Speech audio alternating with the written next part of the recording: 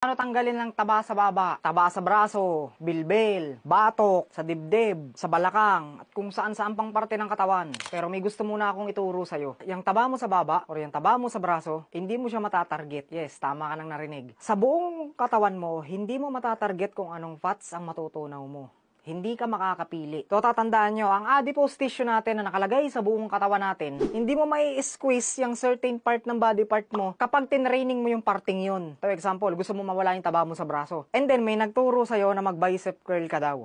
Scam.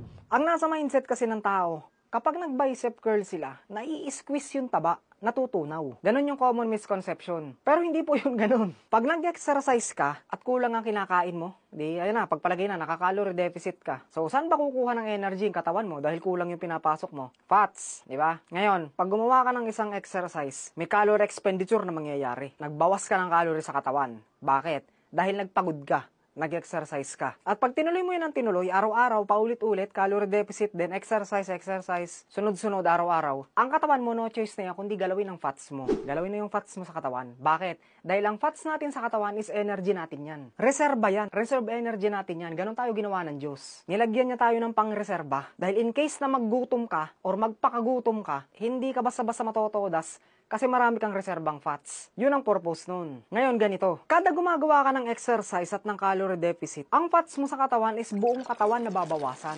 Buong katawan na babawasan. Hindi mo siya matatarget kung saang parte. Kasi dumadalo yun sa dugo. So, sana pupunta ngayon yung nagamit na fats. Carbon dioxide. Merong konti sa pawis, merong konti sa ihe, pero mostly nang natunaw mo na taba, is carbon dioxide. So, make sense na yon. Kaya hindi mo matatarget kung saang body fat kang magtutunaw. Katawan mo mamimili. Nakabase yun sa genetics mo. Ito, example, genetics ko, pag-usapan natin. Pag nag-calorie deficit ako, pagpalagay ng kahit 2 buwan lang, ang unang-unang mapapansin mo sa akin is ang mukha ko. Lubog ng pisngi ko. Sunod, yung mata ko. Uhol mo yung bungo ko. Bilog na bilog yan. Ganon ako nung nakaraan ako nag-diet.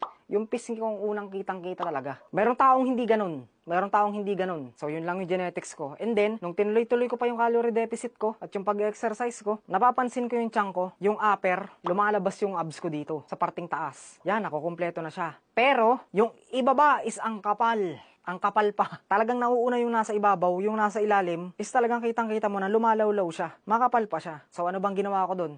Wala akong ginawa. Dineretso ko na yung calorie deficit kasi overtime at ang katawan mo sumuunti na ang body fat mo, no choice na ang katawan mo kundi galawin yung nasa ibang parte. Gagalawin na niya yun kasi no choice ka eh, kung kundi kinakain mo eh. So ito yung paulit-ulit kong sinasabi sa dati ko pang vlog. Survival mechanism. Kukunti ang kinakain mo. So ang katawan mo is no choice kundi galawin yung fats mo sa buong katawan mo kasi pumapayat ka. Walang magagawa ang katawan mo doon, sinasadya mo eh. Nagegets nyo? So ang mangyayari dyan, yung taba mo sa baba or yung sa braso, pag bumaba na ang body fat percentage mo, automatic matatanggal yan. Automatic mawawala yan. Dahil gaya nga nung sinabi ko, no choice ang katawan mo. Ang pag natira na lang na maraming taba sa'yo is ang baba mo or ang belly fat mo, maniwala ka sa akin, gagalawin na yan ang katawan mo. Kasi sa totoo lang, ang katawan natin is parang may sariling utak din yan. Madami na pong study tungkol sa fat reduction. Hindi ka makakapili ng taba sa katawan mo na gusto mong tunawin. Hindi ikaw magdidesisyon nun. Yung sana nagets nyo, yung taba mo sa baba, taba mo sa braso, kung saan parte ng katawan mo, huwag kang mag-alala. Ituloy mo lang yung calorie deficit, mababawasan yan.